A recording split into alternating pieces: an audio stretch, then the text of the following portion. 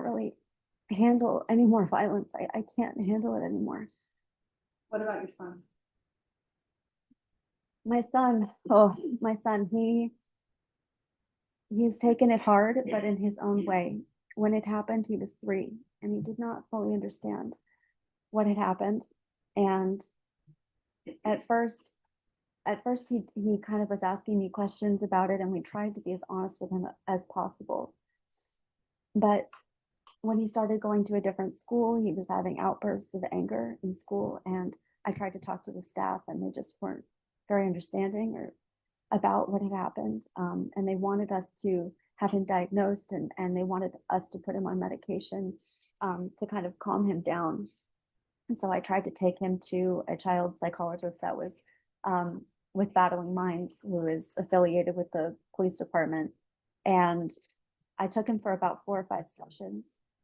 And every time the therapist or the psychiatrist would try and talk to him about, what about your papa? How do you feel about what happened to him?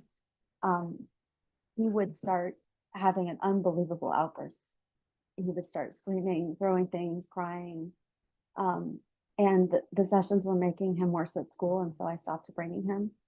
But his teachers were telling me that he was saying all kinds of very disturbing things. And still, he's in kindergarten now, but still I have a dialogue with his teacher. And she knows what has happened because he has told her.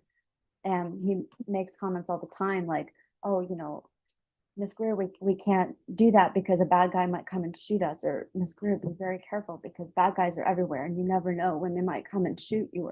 Or we can't go to this place because somebody might try and kill us. He's constantly saying things like that. And every time it absolutely breaks my heart. Do you solemnly swear or affirm the testimony you give will be the truth and nothing but the truth, so help you God? I do. All right, you can lower your hand. If you'll state your name for the record and please spell your last name. My name is Tiggy Ogery, Augery. All right, state you may proceed. Thank you. Good afternoon, Ms. Ogery. Could you please introduce yourself to the members of the jury? Hi, my name is Tiggy Ogery. I am Nicholas Ogery's wife, previously known as Nicholas Swain. Where are you from, Tiggy? I'm originally from Arizona, but I grew up overseas, so I didn't come to San Antonio until I was much older. And when did you meet Officer Swain or Ogery? We met in the military. I was in the Navy for 6 years, so we were both Spanish and French linguists in the military. And at some point, did you two get married? Yes, we got married in 2019. And were you with him when he joined the San Antonio Police Academy? Yes, I was. Was that a big deal for him? Yes, I knew ever since the day I met him that he wanted to be a police officer. He had been telling me that ever since he was 8 years old, he wanted to be a police officer. It was a calling for him. So when he went through the academy and was able to become a certified police officer, was that something that y'all celebrated? Yes, I knew that it came with a certain degree of risk, but I was very happy for him that he was able to achieve this goal that he had wanted since he was a child. You said that you knew that it came with a certain degree of risk. Tell the jury about kind of your initial, thought process when it came to being the wife of a police officer. Did it feel real to you that you could potentially lose him one day?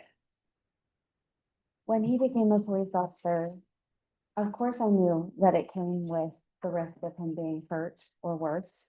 But I think that it didn't feel real to me in the moment. It felt like these sorts of things happen to other people. And my husband had won all kinds of awards for being most physically fit Marine, best cadet, best Marine, all kinds of things like that. And so I think I looked at him like he was invincible. And I don't think I realized that until he was seriously hurt that he wasn't. And you and Officer Swain had a child at some point, is that right? Yes, we have a 5-year-old. His name is Tristan. Was he proud that his dad was a cop? Yes, very. Yeah, my little boy loved anything having to do with lights, sirens, fire trucks, police cars. So he was very proud to have a police officer for a papa. Okay. So You mentioned that, it didn't feel real to you at first. I guess not necessarily the possibility, but the likelihood that he could be seriously hurt. Tell the jury about the night you found out that he was shot. I had been out, I was in school at the time, and so I was going through a lot of final exams and things like that. And so I had been out. My husband was in the habit of calling me whenever he was going to be late coming home, but I hadn't received a call from him. But I thought that maybe he had just been held up, and so I didn't really think anything of it. But it was late, and I had just put my little boy to bed, and he was 3 at the time. And I was kind of tidying up the house and getting ready to go to bed myself and checking my phone to see if Nick had texted me when I got a knock at the door, and that almost never happened. So immediately I felt like something was wrong. I answered the door, and there was a police officer standing there, and I thought, my first initial thought was like I had done something wrong. Clearly, I had made too much noise, or I had left my trash out too long or something. And the first thing the officer said to me was, "Are you Mrs. Swain?" I said, "Yes." And he said, "Your husband has been shot." And the first thing I did was laugh in disbelief. And I asked him where, and he said he didn't know. I asked him if he was going to be okay, and he said he didn't know. And I had to go and wake up my little boy, scoop him out of bed, and he was so excited to see a police officer standing in our living room. And I tried to gather up as many things as I can. I remember my hands were shaking uncontrollably. We got into the police car, and Officer Alvarez, who was our police advocate, he turned his lights and sirens on, and my little boy was sitting in my lap in the back of the police car, just beaming with excitement because there were lights and sirens, and he was so excited. And he's asking me, "Mama, what's going on? Where are we going?" And I had to tell him, I don't know what's going on. Just, it's going to be okay. And when we got to the hospital, it was just an absolute blur. There were so many people around. I had brought a stroller for my little boy. I strapped him in, but he was trying to play and asking all kinds of questions, and people were trying to give me all kinds of information. I didn't have anyone to call to watch my little boy. So a very kind fellow officer offered to watch him that night because I had no one else to call.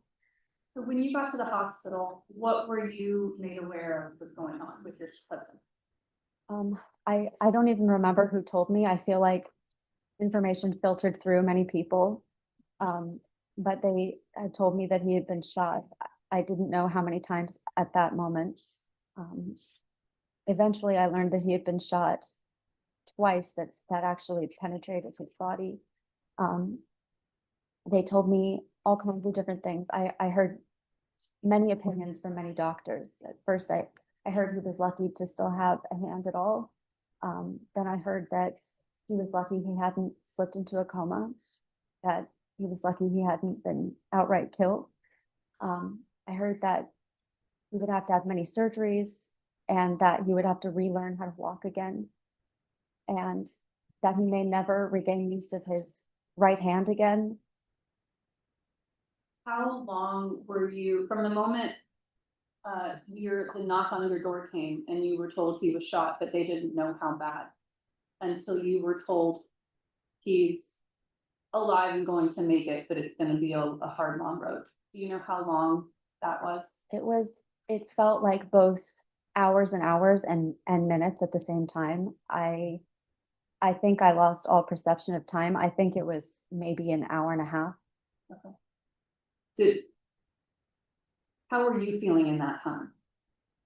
In shock, numb. I remember lots of people were asking me if I was okay and commenting on my lack of emotional response at the time.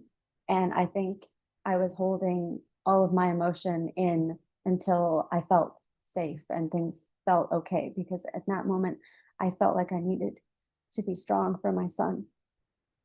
Is that what you were trying to do? Not let him see you, I guess, freak out, for lack of a Right. better word? Yes.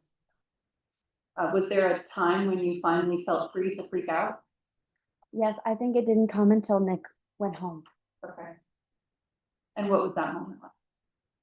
Um, I, when Nick first came home, the first thing he did was he went into our guest room that I had prepared for him. He closed the door and he sobbed for hours. And I think that was the first time that it really felt real to me because I had never really heard him cry like that before. My husband's a very strong person and a very prideful man. And I had never heard something so raw come from him. And I think that's the moment that it really felt real. Do you remember the moment that your son saw him for the first time? Yes. What was My, that like? Nick and I talked a lot about whether or not it would be healthy for Tristan to see him in the hospital. And ultimately, because he was asking me so many questions about where's Papa, is Papa going to be okay, I decided to take him to the hospital and let him see Nick in the hospital. And we took him to the room and he's, was 3 at the time. So he didn't fully understand the magnitude of what had happened, but he did understand that Papa had needles all over in his arms and that he had a bandage on his hand. And, we had to be careful not to hurt him while he was trying to give him hugs. And we showed him the wounds because he asked to see. And we, I kind of lifted up the bandages so that Tree could see the wound in Nick's leg. It was a huge wound. And it had been sewn up at that point. And there were tubes leading out of it with blood, sucking out blood and fluid. And it was gruesome. And I felt like in that moment, it was important for Tree to see that because he had been asking me a lot. When he got home, what were his physical limitations? So many. He was not able to walk without a cane for a long time. He was not able to bathe himself. He was not able to cook. He was almost bedridden for at least several months afterwards. He was also on so much medication that he wasn't himself. He was sedated. And when he wasn't sedated and sleeping, he was not himself. He was angry. He was frustrated at not being able to move around. My husband at the time was 29 when this happened. And for me to watch him at the prime of his life go through something that was so physically debilitating, it's very difficult. I was the primary caretaker for our son. I cooked, I cleaned, I took care of him for months and months. You were in school at the time this happened, correct? Yes. What were you in school for? I was getting my BA in art at the time. So when this happened, did you have to make some adjustments with your educational plans? Yes. A few days after it happened, I had to drop out of my university completely because it was very apparent that I was going to need to take care of Nick full time. I was out of school for a year until I was able to go back and finish my degree. What kinds of things did you have to do for Nick in that time that you were his full-time caregiver? I think the thing that comes to mind the most when I think about that time is wound care. There was a lot of wound care multiple times a day. Every day I was changing his bandages. Nick was not able to do it because every time he would take off his bandages from his wounds, he was getting nauseous and lightheaded from seeing the amount of blood and infection and necrotic black skin and the smell. And he wasn't able to do it alone. So I was the person that was changing his wound care. Eventually it became sort of a routine. After a few months, we could, put on some music and he would lay down and we could laugh about it. But it was, I've never had to do something like that in my life. And it was a very intense experience, especially after taking him to appointments where he had to have necrotic dead skin removed for long periods of time. He was going through these very painful procedures where afterwards the wound needed to be washed out especially well so it didn't get infected even worse. Those were particularly bad times. You mentioned that he couldn't do the wound care himself when it came to taking the bandages off, because of the physical issues, but when he would take the bandages off and look at the wounds, would it affect him emotionally and psychologically as well? Yes, Explain that to the jury. there were multiple times when I had to help him take showers. We found a shower chair that he could sit down in the shower because the medication and the pain was making him so lightheaded that it wasn't safe for him to stand in the shower, and he wasn't able to submerge the wounds in a bathtub. And he could barely stand the pain of any water even touching his leg in any way at all anyway. But when he stood up and saw the wounds, every time he would get into the shower, I could tell he was trying really hard to hold it together in front of me and not cry and not get frustrated. But there were times when I did see him look nauseous or look like he was going to even pass out. There were a few times when I had to support him while we were getting into the shower. You said earlier on in your testimony that when you very first got back home, he locked himself in the room and cried, and you hadn't really ever seen that from him before. Did that happen on more than one occasion during his recovery? Many times. Yes. How many times prior to this incident would you say you've ever seen him cry in your entire relationship? No. So you're helping take care of him, wound care, showers, eating. Are you helping him eat? Yes. He regained some use of his hand after a few months. We were constantly changing out the support, the hard support on his arm. And at first there were pins and screws in his arm that were being controlled almost like by strings, almost looked like a puppet.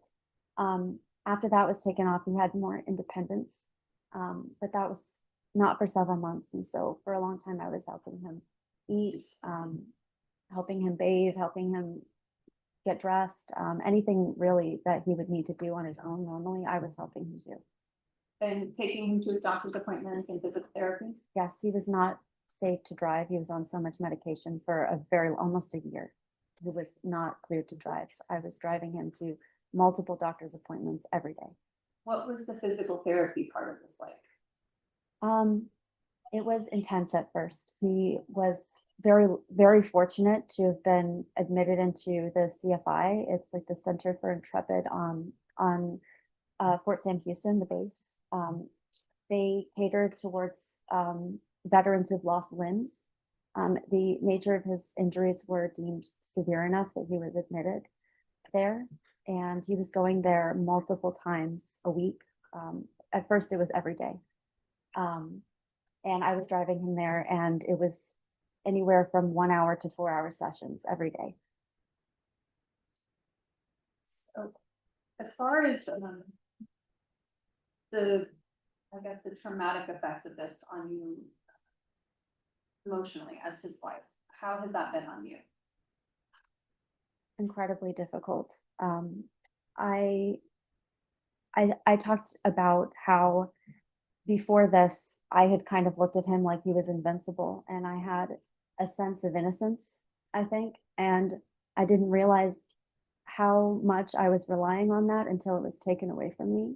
And this experience has felt like a huge loss of innocence for me and for my son. I felt like I can no longer look at the world the same way, and I have trouble sleeping. In the beginning, after this happened, I had to go to the urgent care multiple times because I was having chest pain and heart palpitations, and the doctors told me that it was because of stress. And so they put me on, anti-anxiety medication that were short term. But I feel that I have been irrevocably changed fundamentally as a person because of this event.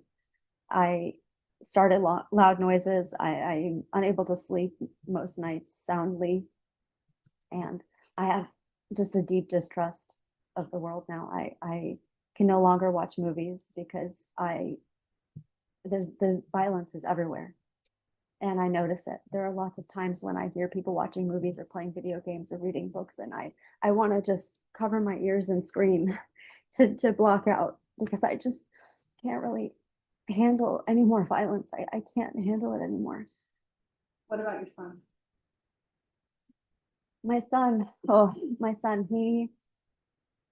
he's taken it hard, but in his own way. When it happened, he was 3 and he did not fully understand what had happened. And at first he kind of was asking me questions about it, and we tried to be as honest with him as possible.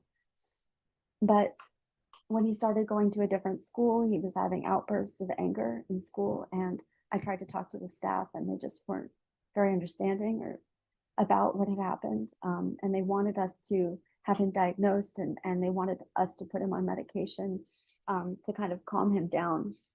And so I tried to take him to a child psychologist that was with Battling Minds, who is affiliated with the police department. And I took him for about 4 or 5 sessions. And every time the therapist or the psychiatrist would try and talk to him about, what about your papa? How do you feel about what happened to him? He would start having an unbelievable outburst. He would start screaming, throwing things, crying. And the sessions were making him worse at school. And so I stopped bringing him. But his teachers were telling me that he was saying all kinds of very disturbing things. And still, he's in kindergarten now, but still I have a dialogue with his teacher, and she knows what has happened because he has told her. And he makes comments all the time like, oh, Miss Greer, we can't do that because a bad guy might come and shoot us, or Miss Greer, be very careful because bad guys are everywhere and you never know when they might come and shoot you, or we can't go to this place because somebody might try and kill us. He's constantly saying things like that, and every time it absolutely breaks my heart. How has this affected your marriage? I think when you go through something like this with somebody, and Nick and I had always had a very strong relationship before this, but inevitably something like this is going to cause strain, and it did cause strain between us. But ultimately, I think that we've come out stronger because of it. But yes, it has caused a lot of strain, especially in the beginning when, we weren't able to be physically intimate, which it causes a lot of distance between you when something like that happens. And because of my inability to, I guess, bounce back from something like this, it's been very difficult. Did you want him to go back to work when he was cleared to? Of course not. No. Did that cause fighting? Yes, absolutely. I mean, I have spent over 2 years trying to convince him not to go back, that this is something that he wants to do. It is his purpose in life, and I don't want to be the thing that stands in his way of doing what he wants to do. So how do you feel every time he walks out the door with that uniform on? A sense of impending doom, impending dread. I constantly am cataloging things in my mind to remember so that I can use them later. If I ever need to talk about him or write an obituary or something, I feel like I can't ever relax because I'm constantly waiting for another phone call or another knock at the door. And I feel like every happy moment with him is on borrowed time. What would you like the members of the jury to know about how you feel about what should happen to Jesus Pop?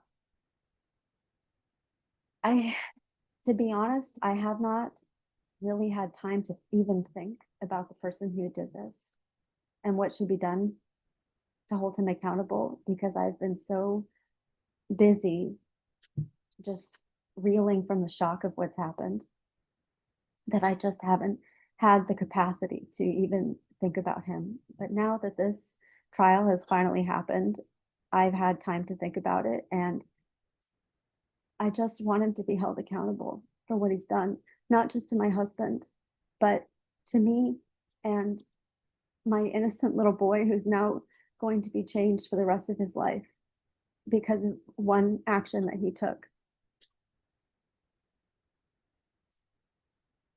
Nothing for everyone. All right, defense. No questions, Judge. All right, is this witness excused or subject for recall? Do you think he's by the statement? She's excused, Judge. All right, the rule has been invoked. What that means, you're not allowed to discuss your testimony with anyone or view anything about this trial until the conclusion of the trial. Do you understand? All right, if you remove the square microphone and you're excused. State, call your next witness. A police officer's wife takes the stand and describes the night her world collapsed. 2 gunshots, months of surgeries, blood, trauma, and a 5-year-old now terrified of bad guys. She quit school to care for him. Their innocence is gone. Her message is simple: someone must be held accountable.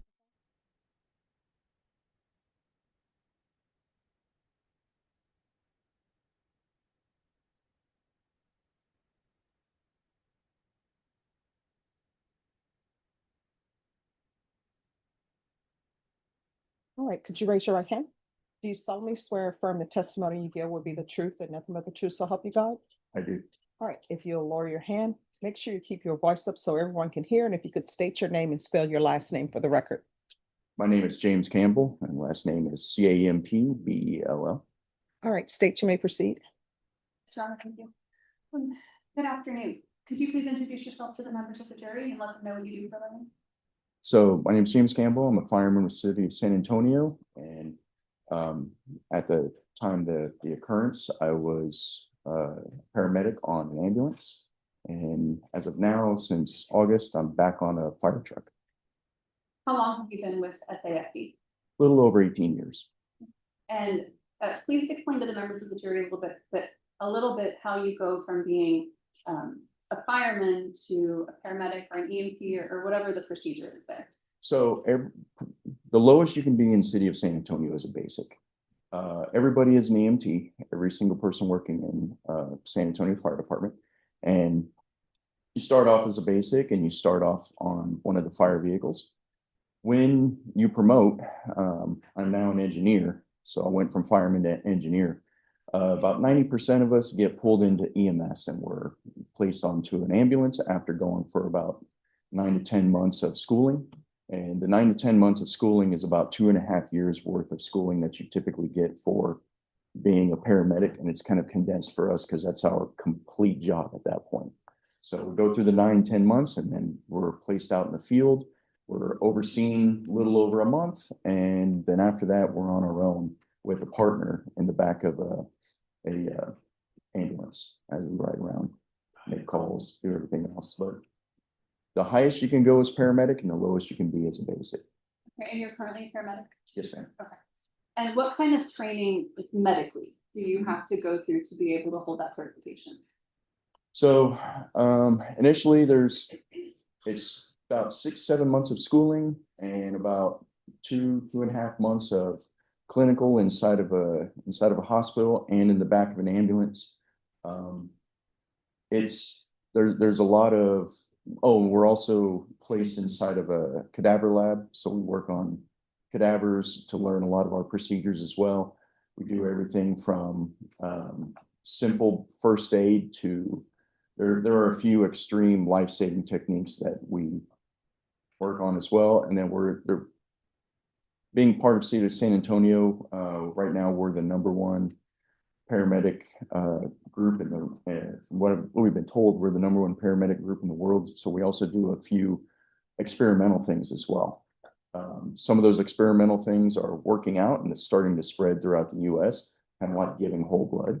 Another one is finger thoracostomies, where we, somebody who's had extreme trauma to the chest area, we open them up on the sides and we try to get blood outs to allow the heart and the lungs and those kind of things to refill and to operate on their own, because you can get a compartment syndrome in there where the blood fills up and it basically keeps everything from working. And so on October 19th of 2023, were you on duty as a paramedic? From what I recall, yes.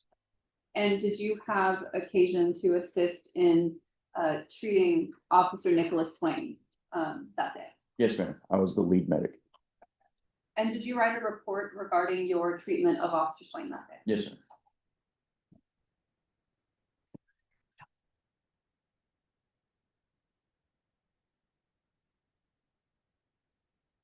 Sir, I'm handing you what I've marked as State's Exhibit C, just for identification purposes, do you recognize the exhibit C? Yes, I do.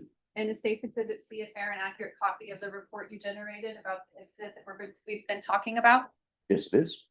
I'd ask that you use it to refresh your memory, just please don't read directly from it, okay? Yes, ma'am.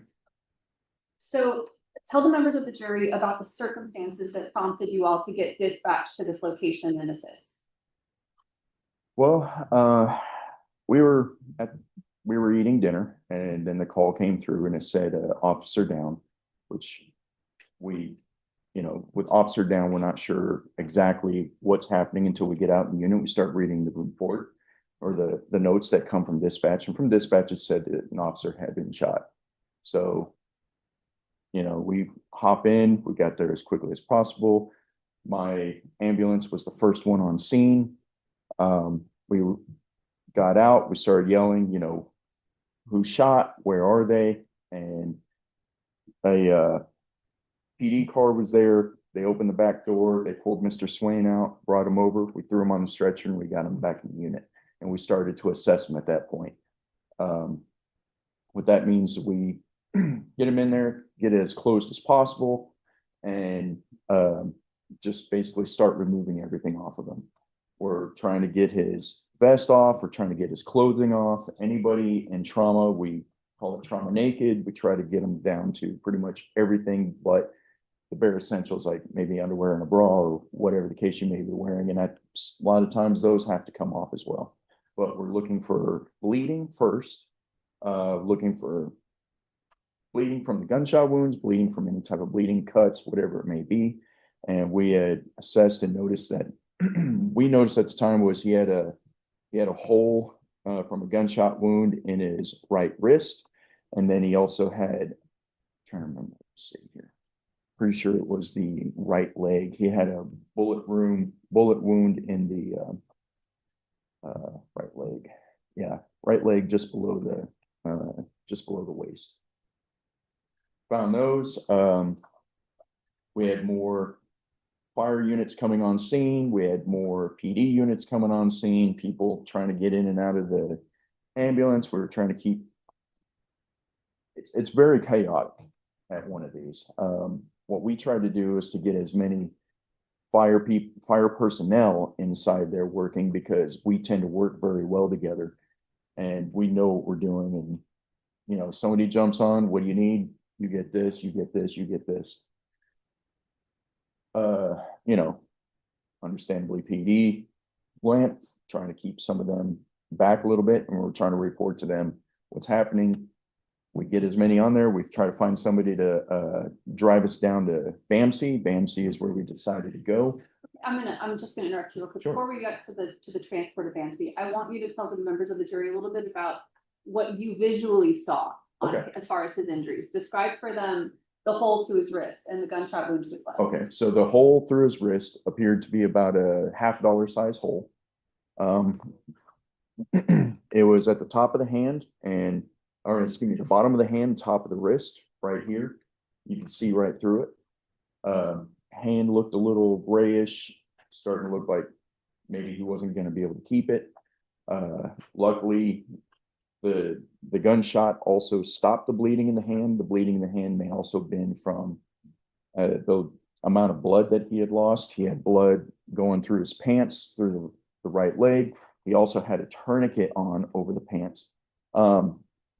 We did the best we could. We were assessing. We saw that he was still bleeding from the hole in the leg.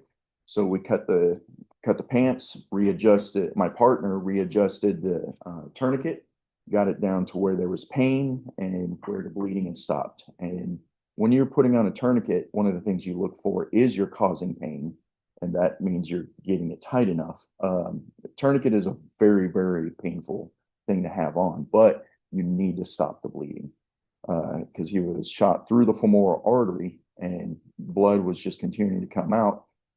And in the run, when you're looking at a lot of his vitals, the vitals are telling you and the vitals are showing you that he's losing blood and he's dying.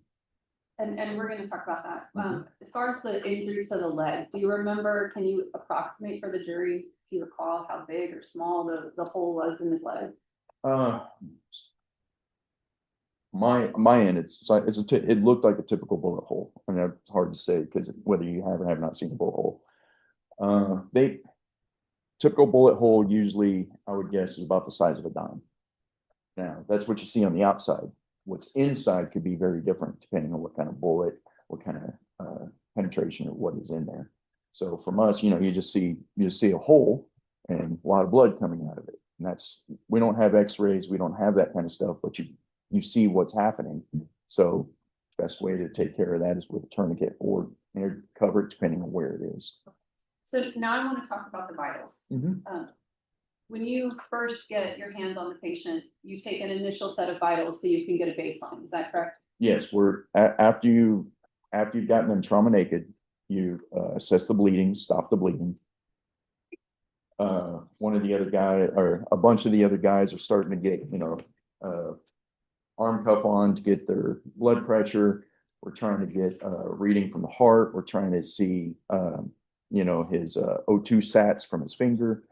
And then if possible, they want glucose, and sometimes you get that, sometimes you don't. But all of this is going on at the same time because we've got a lot of different people doing different things. And so looking at the report, the first set of vitals, what are they telling you about his condition? So the first set of vitals is telling me that he's in a pretty poor condition. What are the vitals? So the BP is 85/51. Typical good BP should be 120 something over 70 something.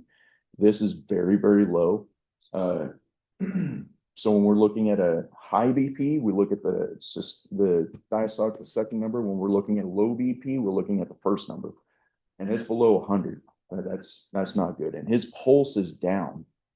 Pulse of 76 for somebody who is in a traumatic situation should be a lot higher. Should be like 150. You know, you're amped up. Should be going.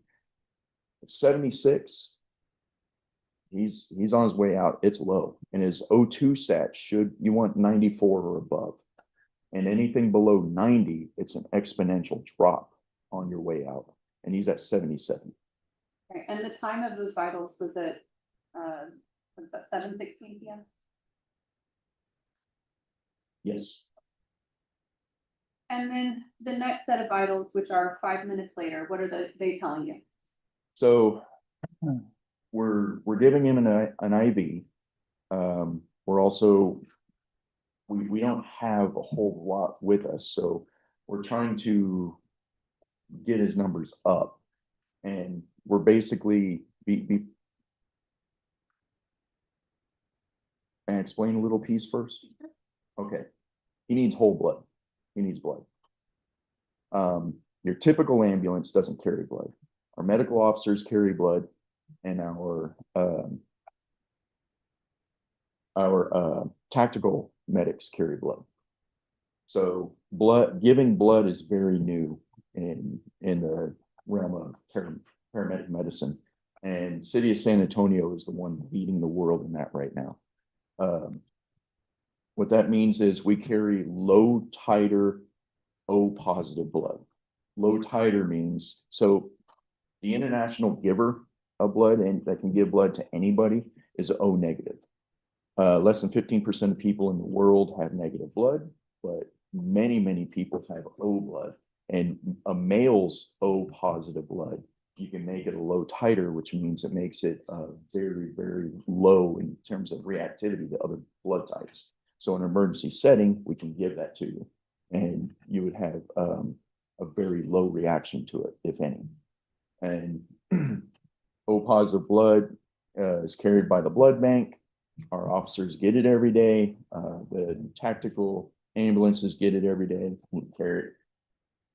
He needs blood, but I don't have it, so all I have to give him is a little bit of saline, and saline is not necessarily the thing you want, but it's what I had. So I gave him a little bit of saline, and his blood pressure is starting to come up. What that means is I now have circulation going through the body. The problem is, because it's saline, my pulse is still dropping, and my O2 set luckily is kind of leveling out. And that's because I'm getting blood moving through the body, but it doesn't have enough blood in there to really help. So what were the stats? 5 minutes later? 95 over 58, pulse of 49, it's dropping. And then O2 stat is kind of level, so it's at 78%. So from the first reading at 7:16, his pulse was 76, 5 minutes later down to 49. Is that a significant drop? Yes. Huge. And then 4 minutes later at 7:25, what are the stats telling you then? It's worse. Tell the difference. So because of the saline, basically I'm watering down his blood when I'm getting it moving. His BP is 114 over 68. His pulse is at 34. And his O2 stat is starting to drop again, and it's at 73%. What is a pulse of 34 for a male of Officer Swain's age and general health? What does that tell you about him? He's dying soon. He's lost so much blood, he's not. Yeah. Oh yeah. Okay. He's on his way out. I don't know So, how else to put that. Yeah. however it is. So you mentioned something about medic units carrying blood and you don't have any. So while you're taking these vitals and they're dropping, are you in the ambulance on your way to Bamsey? Yes. Okay, so because his pulse had